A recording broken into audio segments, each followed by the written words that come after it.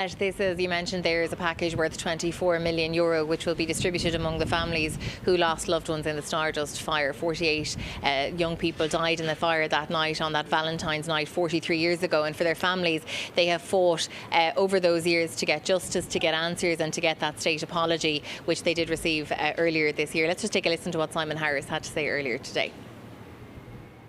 So today marks an agreement in relation to what we describe as phase one, which is a figure for those who lost their lives in the horrific Stardust tragedy, and that has now been determined to be unlawful killing by a coroner's court.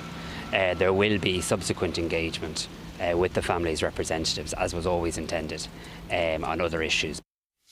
So Zara, what's been the reaction of the families?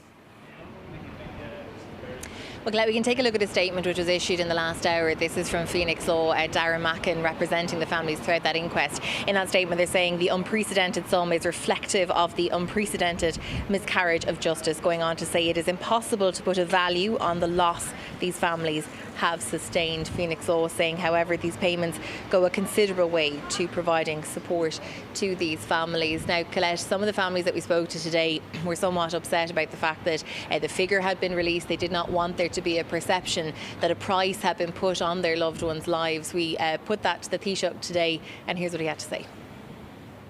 No, I mean, the state understands very clearly, and I understand extraordinarily clearly, having met with the families, that you can never put any price or any amount on the loss of a life. And so I absolutely know, as do the families, that there is no sum of money that can any manner or means replace the loss of a loved one. Absolutely not. But I think it's important nonetheless. It's important after you have a verdict of unlawful killing.